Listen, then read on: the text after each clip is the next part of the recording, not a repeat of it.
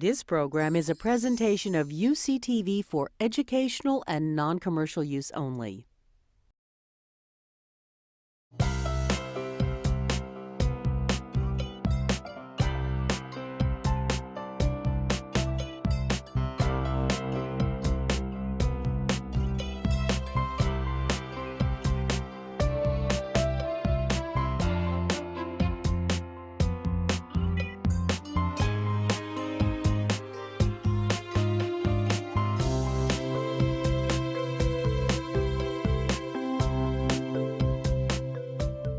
It's a pleasure to be here.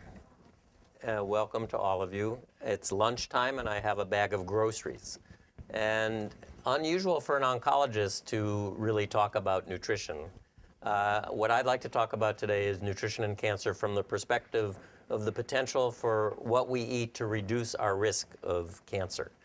I think most of us are probably quite aware that smoking contributes 30% of so-called avoidable malignancies. What's less clear to most is that what we eat and what we don't eat is probably responsible for an equal amount of malignant disease. So nutrition is really important. How did I become involved in nutrition and cancer? Well, I am chief of oncology at San Francisco General Hospital. I've been an oncologist now for 28 years. And I must say that, I wasn't always interested in the nutritional aspects. I've been partnered with a macrobiotic chef for 15 years. And that certainly changed a lot of my perspective about food. And then I took the fellowship in integrative medicine from Andrew Weil's program at the University of Arizona in 2002 for 2 years. It was an online distance learning fellowship where for the first time as a physician I really learned about nutrition. Unfortunately, in medical school, they don't teach us that much. I don't know medical school nowadays, but certainly when I went, we did not learn nutrition. And I think that's really important, especially if we're going to have healthcare reform. Not to get on a political soapbox here, but I don't see obesity in this room. And I just went to Japan. I chase solar eclipses, and I was just in Japan for a few days after the last eclipse, and there's really such amazing paucity of obesity that it strikes you that nobody in Japan is obese. Unfortunately, they have all of these U.S. chain fast food places that are opening up now, and I fear that their slenderness as a population is going to be diminishing in the future. But I think that, obesity is a major problem, and it is a risk for the development of a number of cancers. And keeping your body mass index lean is very important. I've handed out something that I will be alluding to during the course of this presentation. This is the American Institute of Cancer Research, the World Cancer Research Fund. Every 10 years puts out new guidelines for cancer risk reduction. And they're very simple, and there are only 10 of them, and they're in the bottom shaded box here. And you can see, per what I was talking about, that being overweight does tend to increase the risk of a number of diseases, particularly those that are related to hormone. So breast, uterine, ovarian, and prostate in men. Probably because obese fat makes hormones, and many of these cancers are fueled by hormones. And also, we don't detoxify hormones that are produced well when we have too much body weight. So again, the number one guideline for cancer, and prevention is a funny word. One of my dear friends is Robert Bazell, who's the NBC News science correspondent, and he said, Donald, if in your practice of integrative oncology you do anything, please get away from the idea of cancer prevention, because we really can't prevent it. And then when people get it, they feel guilty that they did something wrong. So let's say risk reduction. And so I think these are really guidelines for cancer risk reduction. Number one, be as lean as possible without becoming underweight. Number two, be physically active for at least 30 minutes every day. How many people do that? It's very difficult. There was a study in 2001, Newsweek did, on healthy aging, and they listed healthy activities, and more people felt it was more difficult to include a half an hour physical activity into their daytime than people felt it was difficult to quit smoking cigarettes. So it is felt to be something that for the adult population is difficult to make time for, but it's very important. And a number of different malignancies are decreased, the risk is decreased if people are physically active. And we know in women with breast cancer, for example, 30 minutes of vigorous walking a day. In women and men with colon cancer, 60 minutes of physical activity daily is very, very potent at decreasing the risk of both recurrence and also increasing survival. So the first two guidelines from the American Institute of Cancer Research have not a lot to do directly about food. And I find it interesting that the third guideline, which is the first one that mentions anything that we put in our mouth, is a new guideline. And it wasn't there in 1997. These were the guidelines released in 2007. And if you look, it says, avoid sugary drinks. Now, many of you know that the American Heart Association just last week got a big splash of publicity by coming out against soft drinks and sodas and saying that we drink too much in the United States. The amount of consumption of sugary drinks and the fact that sugary drinks contain not only sugar, but now these sugars made out of corn. Because we overgrow corn, we don't know what to do with it anymore, and so we make products that we really shouldn't be eating, like high fructose corn syrup, dextrin, maltodextrin, all these other nicknames for corn or sugar made out of corn. So actually in 2007, because that was a new guideline and because it spoke to me, because I don't do refined sugar at all, I went to the microphone in Washington in front of 2,500 people and I said, there are sugary drinks and there are sugary drinks. You can drink a cola, God forbid, or a fruit punch, which probably has both glucose and high fructose corn syrup, or you can squeeze 3 oranges every day. And the response from the podium, surprising to me, was energetically, they're all the same. So I know everybody's, so what does that mean? So I think that the next line here, limit consumption of energy-dense foods, particularly processed foods high in added sugar or low in fiber or high in fat. So when I eat an orange, there's fiber and there's sugar. The natural sugar in the orange is fine. That's good for you. When I take the orange and I remove the juice from the fiber, my body is expecting to get fiber with that load of sugar. Similarly, if I put 3 teaspoons of sugar in my green tea, my body would say, uh-oh, a lot of fiber coming. Squirts out insulin and insulin-like growth factor to handle that sugar and the fiber. There is no fiber. So what happens to our blood sugar? It goes way down because that's too much insulin and insulin-like growth factor. Our mood and our energy go way down. And to come back up again, we have to eat more sugar. So people are on this constant sort of roller coaster of mood and energy. What's worse, insulin and insulin-like growth factor promote inflammation. And much of the diet that I'm going to be talking to you about is basically organic, plant-based, antioxidant-rich, and anti-inflammatory. Inflammation, if you get a cut or you have surgery, when the wound heals, there's heat, tenderness, swelling, and pain. That's inflammation. That's part of the body's normal healing process. If inflammation is going on inside your body unprovoked by surgery, for example, that's bad. And we think that inflammation leads to many of the degenerative diseases of aging, dementia, cardiovascular disease, and cancer. So insulin and insulin-like growth factor, we're now aware, causes inflammation, but what's worse, it causes cancer cells to divide.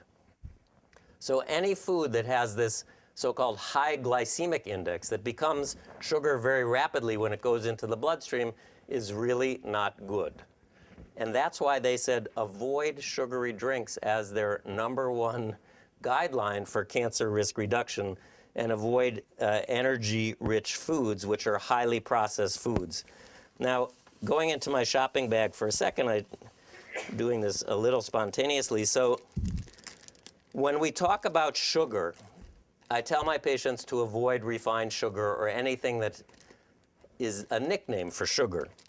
So when I talk about that, you know that there are these nutrition facts boxes on any processed food you buy. And that gives you the total fat, total carbohydrates, protein. This is a bar that a patient gave to me to demonstrate that she only eats healthy food. This says Go Lean. I'm not promoting or demoting any brands here. And we looked at the nutrition facts box. It is okay to have sugar in the nutrition facts box. That sugar fuels our brain. We don't want sugar in the ingredients list. Okay, so this actually has 13 grams of sugar. This bar, smaller, doesn't say anything about Go Lean, has 16 grams of sugar, which seems a little odd because it's smaller. But let me read you the ingredients of this bar. Dates, pecans, and almonds. 3 ingredients. Longest word is 2 syllables, and most of us know what they all are, right? Here's the healthy bar. About 30 ingredients. I'm just going to read you the first 4. Brown rice syrup. What is that? Soy protein isolate. Who knows what that is? That's the other thing we overproduce that we don't know what to do with it, so we make a protein isolate. Ingredient number 2. Ingredient number 3, evaporated cane juice crystals. Ingredient number 4, crystalline fructose. 3 out of the first 4 ingredients are sugar, and the second one, we don't know what it is. And finally, we get to number 5, oat fiber. Yahoo! Healthy. So we do need to learn how to read that sort of stuff if you're going to buy processed foods. My inclination is to eat low on the processed foods list and buy things like this that have ingredients that we recognize and that are not overly adulterated. We know that diabetics also do poorly with cancer compared to people who don't have diabetes, and it's felt that this has to do, again, with that glucose load and insulin-like growth factor. Actually, they're now looking at blocking insulin-like growth factor as a potential treatment for breast cancer because it's felt that this is so important in that realm. Now, I said that my dietary advice, let me just say, when I see a patient for an integrative oncology consultation, I'm not treating their cancer here. I treat cancer at San Francisco General. Here, I treat the person living with cancer. And I say, cancer is a weed, and you are the garden. And my job is to make your soil as inhospitable as possible to growth and spread of the weed. And so what do I look at first is the fertilizer in your garden. So again, my advice is for people living with cancer and for people trying to reduce the risk of cancer that your diet should be organic as much as possible and plant-based. Now, last week or last month, there was a huge stir because the British did a meta-analysis of clinical trials and showed that organic food is no more healthy, they said, than food that is conventionally produced. Does not make sense. They looked at macronutrients in the food. They didn't look at so-called phytonutrients, the special chemicals that plants make. They looked more like at carbohydrates and sugars and those sort of larger things. And you know, these are always difficult questions to tease out because we're not going to give this half of the room an entirely organic diet for the next 50 years and see who gets cancer and this half conventional. You know, you can't do these studies. But they also didn't take into account the pesticides, the fertilizers. These are all chemicals that have not been in human beings except for the last, what, 50, 20, 10? I mean, they're always inventing new things. So the other thing is a plant grown outdoors organically compared to one that's grown indoors and coddled and sprayed needs to protect itself from its environment, from other plants, from birds, insects, and other predators, and from the sunshine. And how does a plant protect itself? It doesn't, you know, can't fight, so it produces chemicals. And those chemicals that the plant produces, for the most part, are the ones that are beneficial to us, those phytonutrients, plant nutrients. And an organically grown, outdoor, unsprayed plant is a better medicine. Hippocrates said, let food be your medicine and medicine be your food. If you want potent food, it should be organic. And some things particularly should really always be organic because of the way they're produced when they're conventional. So number 4 says eat more of a variety of vegetables, fruits, whole grains, and legumes such as beans. And I also then would refer you to Andy Weil's anti-inflammatory food pyramid. Andrew wrote a book called Healthy Aging, which has a whole chapter on the anti-inflammatory diet. And this sort of is a good summary of that chapter, which is in somewhat different from the normal food diet that's put out by the American Dietary Association. But when we say eat more of a variety of vegetables, the first thing that I like to tell people is, first of all, we need 5 to 9 servings of fruits and vegetables a day, and you can never eat enough cruciferous vegetables, no matter what George Bush or whoever it was that didn't like broccoli says. These vegetables are very potent in reducing the risk of numerous types of cancer. They have very potent compounds, and they actually need to be crushed and chewed to let the reaction occur that releases the most potent anti-cancer agents. Now, these things, most of the fruits and vegetables that we'll talk about, they're either anti-inflammatory, antioxidant, or they promote detoxification of toxins that we come in touch with, or they may actually have activity against cancer cells' life cycle and the way cancer cells divide. So cruciferous vegetables, and these include vegetables whose flowers grow in the shape of a cross. Broccoli, that's why it's crucifix. Broccoli, cauliflower, Brussels sprouts, cabbage, kale. There's a great website if you just Google cruciferous vegetables. It has wonderful recipes, and it tells you arugula and all these other things that we didn't know are cruciferous are there. Now, these contain glucosinolates, and they become isothiocyanates and indols. I'm not going to bore you with it, but they're the major classes, and they're all based on sulfur, right? So cabbage is another cruciferous vegetable. So these are very healthy. The sprouts of broccoli actually contain 100 to 1,000 times more potency than broccoli itself. People always say, is it okay to cook? Because there's a big raw movement now.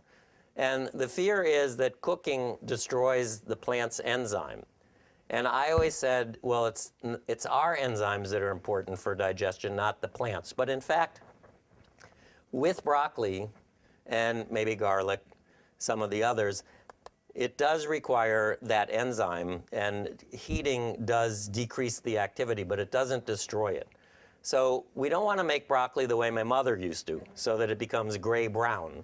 You know, you want to blanch it, you want to steam it, you want to quickly stir-fry it. So you don't want it to die. And many of us eat broccoli anyway as crudité, raw. There was a study, broccoli again reduces the risk of many malignancies. There was a study that showed for bladder cancer, raw broccoli seemed to reduce the risk more than people who only ate cooked broccoli. So I think mixing and matching your cruciferous vegetables, whether they're raw or cooked, is a good thing to do. So I have for breakfast sometimes broccoli, tofu, brown rice, and mayonnaise, which is a soy-based mayonnaise. Before I get to tofu, though, or soy, another cruciferous vegetable, which is really, many people don't, who knows what this is? Yeah, so it's kale, but many people, I talked to never heard of kale, and it's cruciferous. So it has the indole 3-carbinol, which is very potent, but it's also green leafy. So foliage has folate. Folate is also very important anti-cancer. Particularly, what we've done now, we find these things are good, and so we enrich our foods with them. So folic acid is now put in many processed foods, particularly flours and baked goods, and that was to reduce the risk of birth defects, particularly neural tube defects, and also because it was felt maybe to promote cardiovascular disease. Well, it's been shown that it hasn't done much for cardiovascular disease. It has probably done quite a bit to decrease neural tube defects, which I think are rare in the first place. But we think that colon cancer has not decreased despite colonoscopy because that added folic acid in those processed grain products is allowing people who have polyps to have their polyps grow more than we'd like them to and potentially develop a risk of a malignant change. So that's been attributed to why colon cancer has not decreased. It is perfectly safe and fine to get your folate from green leafy vegetables, foliage. Collard greens are also good because they are also cruciferous. All of those large, now people always say, well, spinach, gee, isn't that the healthiest food? It's Popeye's. You know, spinach is okay, but it does also complex with calcium, which is very important chemical for reducing cancer risk. So there are many other vegetables that are more potent than spinach as far as reducing your risk of cancer. So kale is really, and collards are very good source of folate. Women who drink alcohol are at less of a risk to develop breast cancer if they have good folate levels. I mentioned breast cancer and women, and soy always is a big question. Soybeans and soy products are hugely consumed in Asia, or have been in the traditional Asian diet, much less so in the United States. And we know that Asian women and Asian men have significantly less risk of breast and prostate cancer than people eating a Western diet. And as Asian women and men migrate to Hawaii, their risk gets closer to non-Asians in the United States. And once they're eating a mainland diet, they have the same risk as those of us that don't eat a lot of soy. Asians tend to eat 50 to 100 grams of soy a day. Many people don't even know what soy is. There was a report coming from Hawaii that eating tofu twice a week increased the risk of dementia.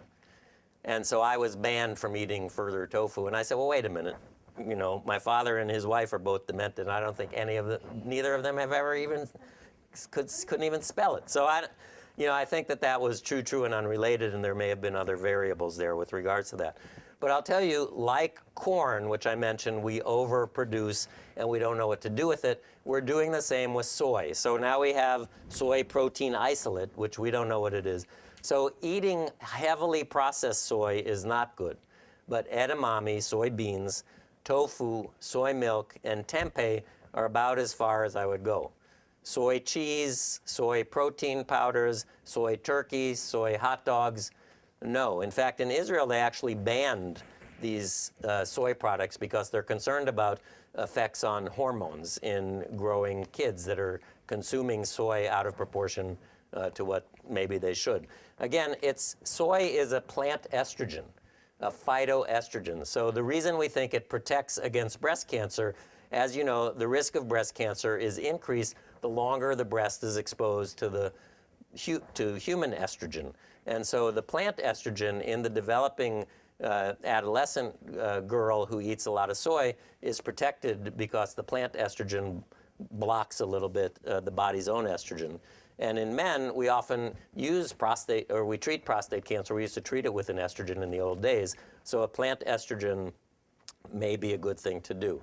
So, I think eating soy products is important for all of us, although I think the potential benefit was probably greatest while we were adolescents. And chances are, if we're not Asian, we didn't eat a lot of soy products as adolescents. So talking about men and prostates and vegetables or fruits, I never can figure out if it is a vegetable or a fruit. The tomato, and I have a little bit of a rotten tomato, so I have it in a plastic bag, and I think I'll put it right back. But the tomato is really important because it's one of the few sources of lycopene, which is a potent chemical that we think is really useful in prostate cancer. They've done studies of men who have had prostate cancer diagnosed by a needle biopsy, and then they feed them a lycopene-rich diet for a month before they take out their prostates, and they measure their prostate-specific antigen, or PSA, over that month, and then they look at the tumor under the microscope compared to the biopsy specimen, and they show that if they're fed a lycopene-rich diet, the tumor becomes less aggressive and the PSA actually goes down. You cannot benefit from the lycopene in eating a raw tomato. The Italians had it right. The tomato has to be cooked in oil to remove the active ingredient. So olive oil is particularly a good oil because it's not rich in omega-6 fatty acids. Omega-6 fatty acids have become dominant in our diet. They cause inflammation. Omega-3 fatty acids are the ones that we want to increase in our diet. Olive oil is mainly omega-9, which is neutral. So cooking tomatoes in olive oil, good for men, good for their prostates. I'm not sure that we know what it's doing for women. If there's a benefit, I don't think there's a harm. Other sources of lycopene, interestingly, are watermelon and pink grapefruit. Now, I shy away from telling people to eat a lot of pink grapefruit because pink grapefruit modifies the liver enzyme system that detoxifies many of our drugs. And people who eat pink grapefruit and are taking prescription drugs often get toxicity from the prescription drugs because pink grapefruit blocks the normal breakdown of those drugs. So do be careful with if you eat too much pink grapefruit. And one other thing that's very common right now or very popular in the prostate cancer world is pomegranate juice. Now, what would be the problem there? Again, it's a juice. And so I see many patients who come to me and say, oh, I have cancer, I'm juicing everything now. I say, maybe not a good idea.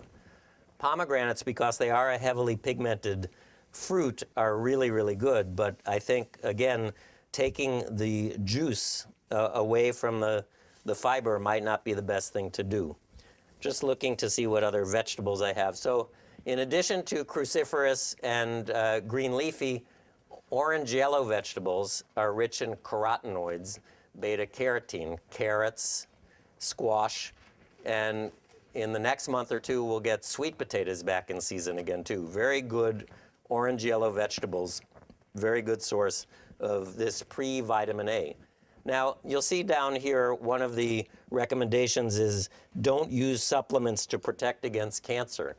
And I'm not going to have time to go into all that literature today, but they felt that beta-carotene and vitamin A might protect men who smoked against getting lung cancer. So they did a huge study in Finland of 30,000 cigarette-smoking Finnish men, and they randomly assigned them to get beta-carotene, which is a vitamin A precursor from these yellow-type vegetables, as a supplement, or vitamin E.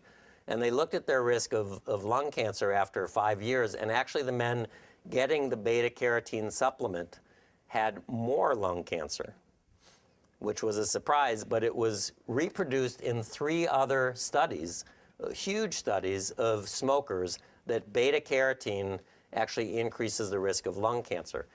Beta-carotene or vitamin A is in every multiple vitamin that people buy. And I'm very sort of not so eager to have my patients, especially those who have been smokers, take a multiple vitamin because I think it gives you things that you don't need. It was also in that study, if I can digress, that they found in men who were randomly assigned the vitamin E, they seem to have a lower rate of prostate cancer. So they just did another huge study of men over 55, 30,000 randomly assigned to get vitamin E, selenium, both or neither. And that study to protect against prostate cancer was stopped because, in fact, in the vitamin E group, they actually saw a slight increased risk of prostate cancer. Whereas the other studies, so how could that possibly be? Well, vitamin E in nature exists in 8 different forms: alpha, beta, gamma, and delta tocopherol, alpha, beta, gamma, and delta tocotrienol.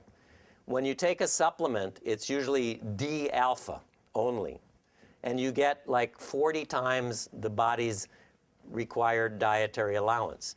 So when that D-alpha tocopherol level gets like this, you're not going to absorb the gamma tocopherol from your walnuts. And in fact, it might be gamma tocopherol that prevents or reduces the risk of cancer. So again, I personally stopped taking my vitamin E supplement because there's just no good evidence that it does anything that's so good. And I was taking one that had all 8 different forms of vitamin E.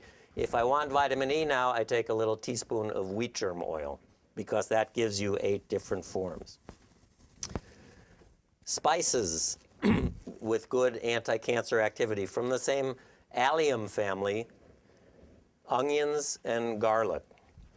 And again, garlic is a real miracle drug. It has antifungal activity, lowers blood pressure, lowers cholesterol. Best if it is chewed or crushed. It's another one of those where the plant does have enzymes and the activity is increased if it's chewed or crushed. I actually have an acquaintance who's one of these people that produces these capsules, you know, this garlic or cruciferous vegetables. And after doing some reading, I said, well, when you make these, does your processing count as doing the crushing that's necessary to release the activity and to make these potent foods? And there wasn't a real clear answer to that question. So again, I'm a big proponent of eating the whole food. You know, taking a garlic supplement, maybe I do that because the other thing garlic does is, Andrew Weil says that the first sign of a cold, he eats 2 raw cloves of garlic. I tried that once and yikes, that really burnt my tongue. So I can't do that, but sometimes I do take those garlic pills in the winter if I feel like I'm getting a cold. So garlic and onions, again, in the same family. The other good thing is ginger. And then, what's that? Turmeric. So turmeric is, I think, the spice of the millennium or whatever. People have found that in India, with its huge population, they have a very, very low rate of dementia and a much lower rate of cancer than one would expect. Turmeric is used in curry, but it mainly imparts the yellow color. The other things, cumin and coriander and fenugreek, however you say that, I think are what impart the flavor of curry. Turmeric has many activities against cancer cells in their life cycle and seems to be a very potent anti-cancer drug. The American Society of Clinical Oncology, which is the sort of conventional cancer doctor meeting, 3 years ago when I went, devoted a whole morning session to turmeric as an anti-cancer agent. And they talked about these mice that they developed so that they're programmed to develop colon cancer. And they fed those mice a turmeric-enriched diet. And not only did the mice not develop colon cancer, but they survived longer than the control animals. So numerous studies are suggesting that turmeric is very good for people with gastrointestinal tract malignancies, anywhere from, I think from the esophagus down to the bottom. And there's also some evidence that in pancreatic cancer or biliary tract cancers, and now they're doing some work in breast cancer. So how much turmeric do we need? I just read someplace yesterday, if you use a teaspoon a day, sprinkle it in a stir fry on some vegetables, in a soup, whatever, that might be good. Adding black pepper to turmeric increases the absorption of the active ingredients 1,000-fold. So in many of the patients I see here, I still don't know if a teaspoon of turmeric a day is going to be enough. For patients who have colon cancer that's spread to their liver, for example, I might say, against my policy of eat the whole food, I might say take a turmeric capsule. Because in fact, a turmeric capsule is the whole food if you're just taking turmeric. Now, the active ingredient is really curcumin, and there are capsules that are curcumin, some that come with piperine, which is black pepper. But, again, for various situations, I might recommend that people supplement with a turmeric capsule because it is very healthy. Now, one of my favorite things, and really the reason I got started in this whole career, was when I went to the Telluride Mushroom Festival. That's where I heard Andrew Weil discuss his fellowship in integrative medicine, and that's after my 2 years doing that, I sort of changed my whole career. So mushrooms are my friend. We live in a mycophobic society, the United States. We're all afraid that mushrooms are poison or they're going to cause us to grow hair on our palms or whatever. Mushrooms are healthy. They're not plants. They're not animals. They're their own kingdom, the fungi. And probably we're more closely related, or mushrooms are more closely related to animals than plants, in fact. And this is a shiitake, or a black mushroom. All mushrooms need to be cooked. White button mushrooms, commonly sliced and thrown in salads, contain hydrazine, which is a cancer-causing chemical used in rocket fuels. Their cousins, the brown crimini, and their giant cousins, the portobellos, also need to be cooked. All mushrooms need to be cooked.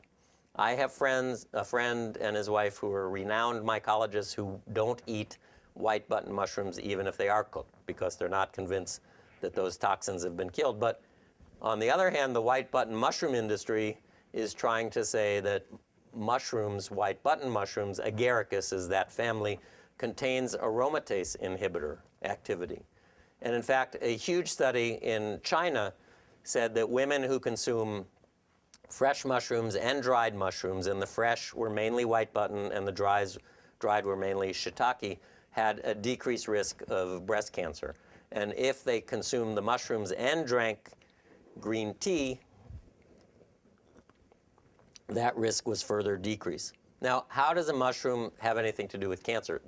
Mushrooms have a lot of activities. Again, antioxidant. I mention antioxidant a lot in my grocery basket, and I haven't really described what that is. But you know, oxygen usually lives in two molecules together. And when they separate and you have a free radical, if you will, of oxygen, it's unstable and it can damage tissues and particularly DNA of tissues.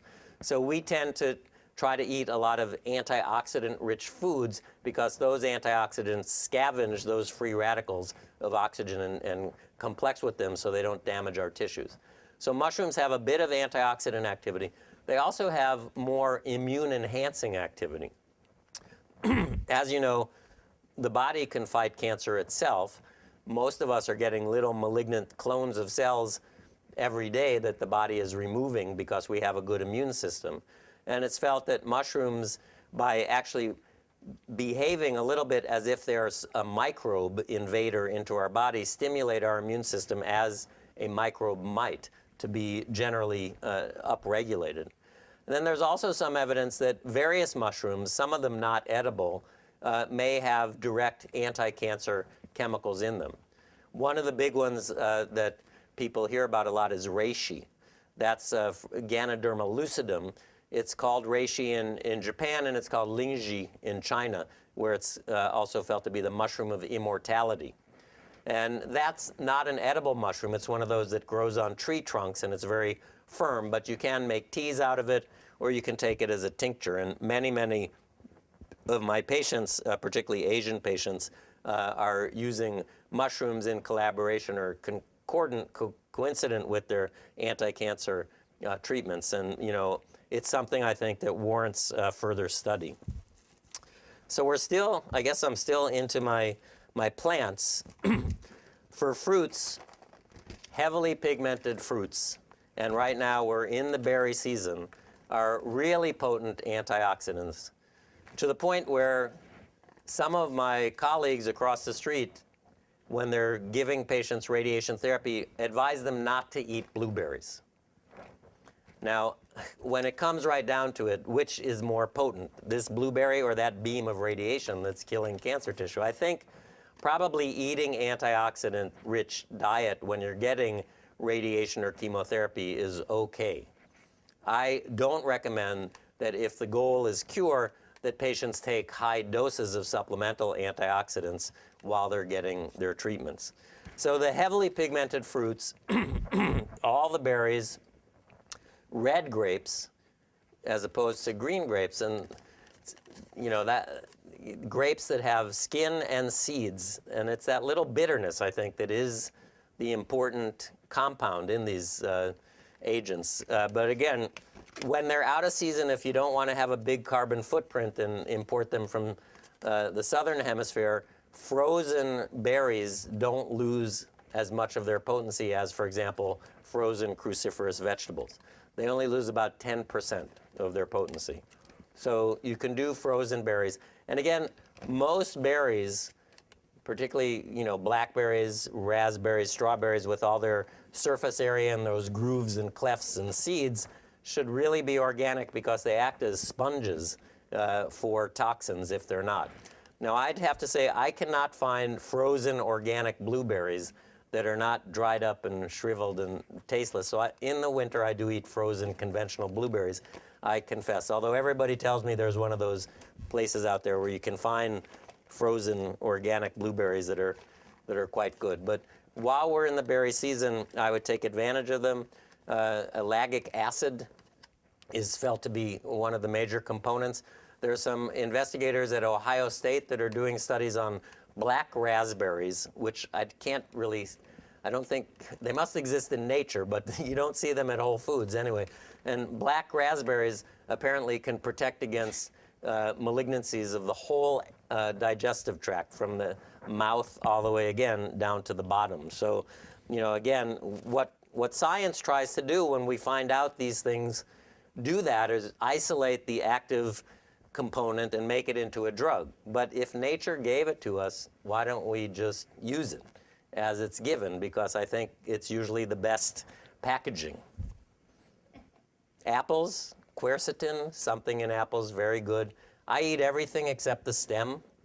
I know people say, well, no, you can't eat the seeds, they're poison. Well, they do have a little cyanide. I'm not big on homeopathy in general, but in homeopathy, you take a little bit every day of what you're trying to avoid. And what does cyanide cause? Death. So you take a little death every day. Apparently, the Queen Mum did just what I did. She ate an apple a day, the entire apple. And how old did she get to be? Yeah, 103. So,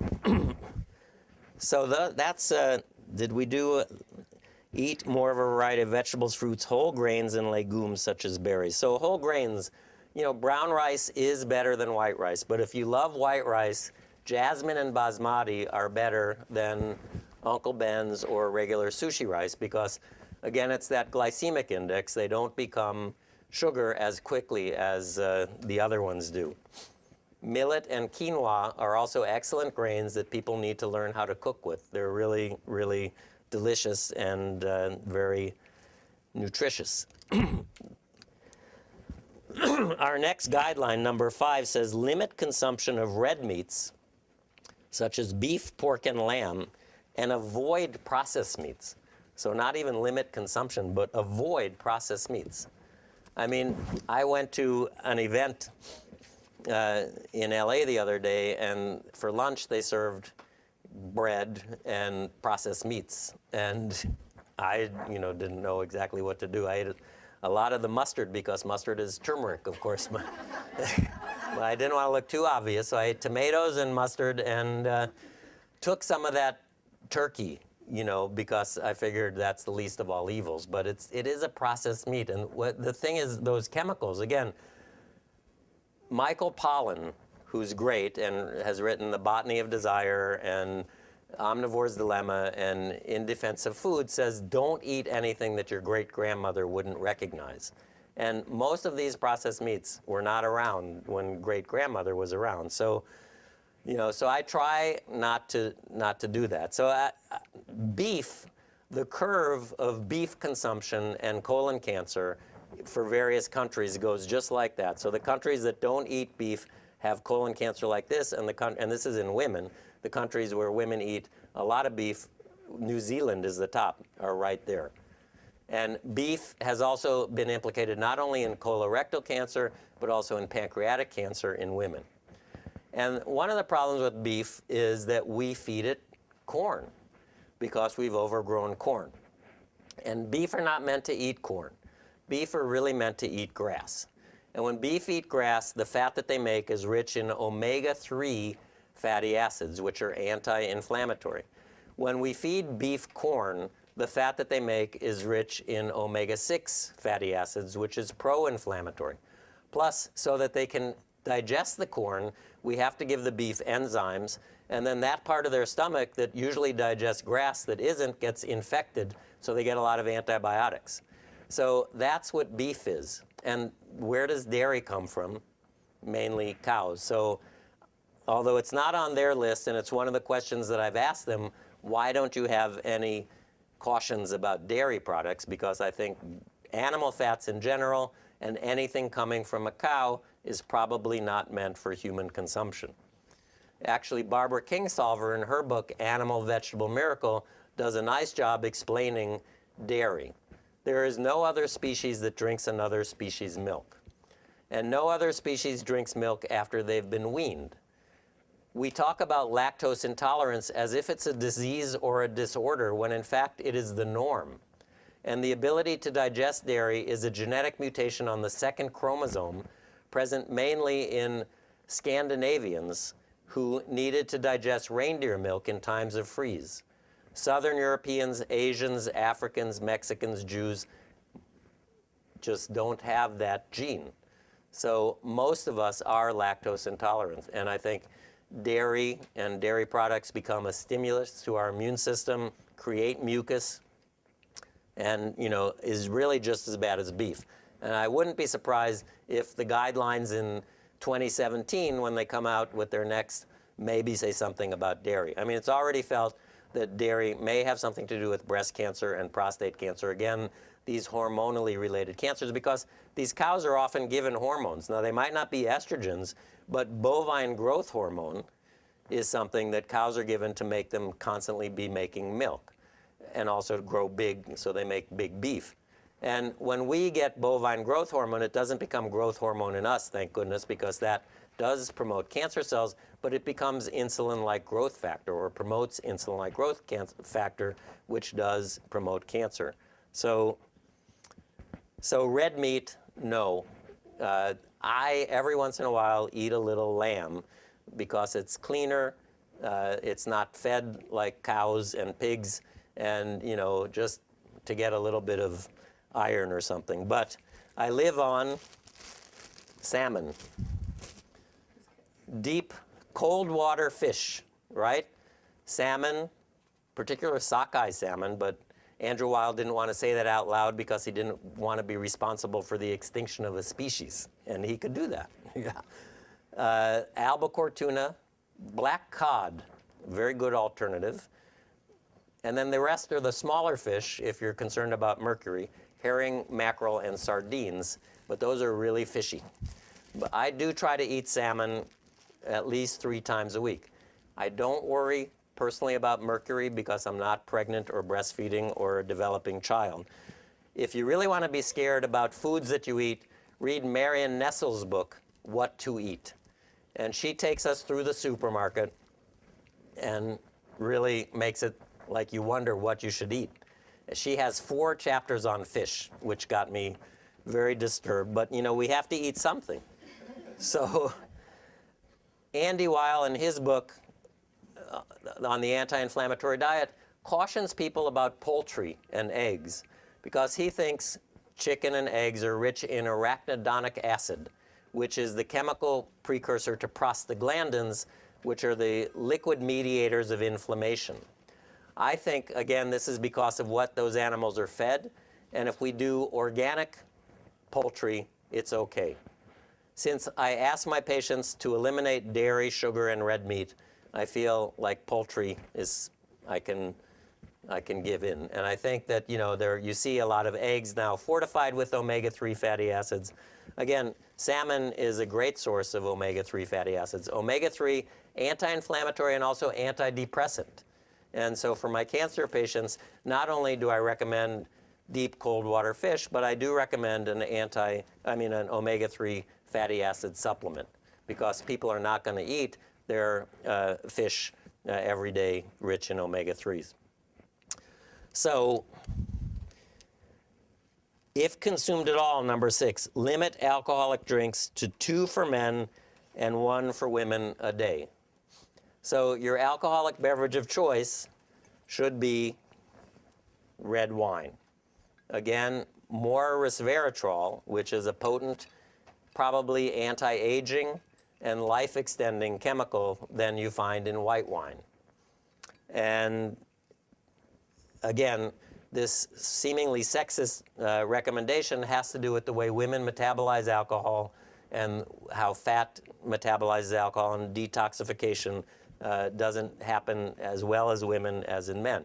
Women at risk for breast cancer, really the guideline is only 1 alcoholic drink a week. So again, in women, clearly the graph for the number of alcoholic drinks you have and your risk of postmenopausal estrogen receptor positive breast cancer is a straight line like that. So from less than 1 drink to 3 drinks a day, the line goes up like that, from 7% risk to 50%. So pretty impressive. Alcohol also causes many cancers of the upper aerodigestive tract, head and neck, esophagus. However, one of my colleagues, the one who served me the processed meats at the meeting in Los Angeles, has done a study looking at a huge number of men in the Kaiser system who are smokers, and find that red wine in smokers decreases their risk of lung cancer. I actually wanted to do a study of that, sort of, looking at red wine capsules. I know that's sort of against what I've said, that I don't like. I like the whole food, but it's sort of hard to distribute red wine in a clinical trial, versus resveratrol capsules, to see if it was just this resveratrol or if it was something else in smokers. But then I have a junior colleague who has a deeper social conscience, I guess, than I do, and he said, well, Donald, what's going to be your public health message from this study, that it's okay for people to smoke as long as they drink a lot of wine? No, that doesn't make sense. So, Very well done. yeah, so what do we drink? We should drink green tea. Tea is the second most consumed beverage in the world after water, and green tea particularly is rich in a polyphenol, a catechin called ECGC. I won't try to say what it all stands for, but this is another very potent cancer risk-reducing chemical, similar to what we have in our cruciferous vegetables, to the point where scientists are looking at making it a chemotherapy agent because it does so well in preventing various types of cancers. Green tea, the studies that show how much green tea you need are done in Asia, where the teacup, as you know, is much smaller. So they say you need an enormous amount of green tea, but I drink 4 cups this size every morning. Now, green tea does have a little caffeine, but not as much. A cup of coffee has about 150 milligrams. Black tea has 80, cola has 50, and green tea has less than 10. So it's not a lot of caffeine. But again, there was recently an article that green tea may interfere with one of the drugs we use to treat multiple myeloma. Actually went and looked at that article, and it was very elegant. But the amount of green tea that you would need to drink to get to the level that they used in this experiment in the test tube was impossible to achieve that blood level. So even though the press was splashed with don't let multiple myeloma patients on this drug drink green tea, it's probably an overstatement. And I think it extended even, they said don't let lymphoma or leukemia patients who aren't even treated with that drug. I encourage everybody to drink green tea. Again, white tea is also very potent in this ECGC. Oolong and black teas are not, because they're too heavily fermented and oxidized, so they don't have this compound. A question that always comes up with my patients, I don't want caffeine, what about decaffeinated green tea? My fear is that decaffeination might remove some of the possible healthful elements. I don't know that for a fact. So I say if you can tolerate that little tiny bit of caffeine, go for it. So, I think that there are many foods that we can eat and have a healthy diet. And I just want to share with you some books that I think are really, really great. The first is Foods to Fight Cancer. This is $11 on Amazon. Again, I'm not trying to promote anything, but this is such a beautiful book. Goes over much of everything I said and spoke about today, except I left out chocolate. Because, you know, chocolate usually has sugar and dairy with it, but I know that the rich or the dark chocolate doesn't have to. But chocolate is a good thing, but I left it out in the interest of time. The cookbook that Richard Beliveau did to accompany Foods That Fight Cancer is called Cooking with Foods That Fight Cancer. One of my patients said, you only need this one because it has most of the stuff in here. Rebecca Katz, who lives in Marin County and is a dear friend, is coming out with a new book called The Cancer Fighting Kitchen. Her old book is One Bite at a Time. Her new book, The Cancer Fighting Kitchen, is going to be out next week, and it's really beautiful. I sort of helped her, and I gave her some of my comments that I thought there was maybe a little too much dairy in this one, et cetera, et cetera. So I really look forward to that book being out. And then two other cookbooks that are not cancer specific, although this woman, Christina Perello, Cooking the Whole Foods Way, apparently cured herself of cancer through diet, but I don't know if I necessarily believe that 100%. And then the Super Antioxidant Diet, it's a cookbook, but it's also a little bit of a way of life. So I like that as well. And, you know, again, I think that we are what we eat. When I grew up, there was that woman, Adele Davis, who said that. Actually, somebody said it in France a century before she did, but she translated it. And, you know, I think it's important for us as a society to be conscious of what we eat. And when we talk about healthcare reform, the problem that we have now is that we have a disease management system and not a healthcare system. And teaching wellness, to me, begins with knowing what to eat and what not to eat. And I hope that in this hour, I've given you a little bit of enlightenment in that direction. Thank you all very much for your attention.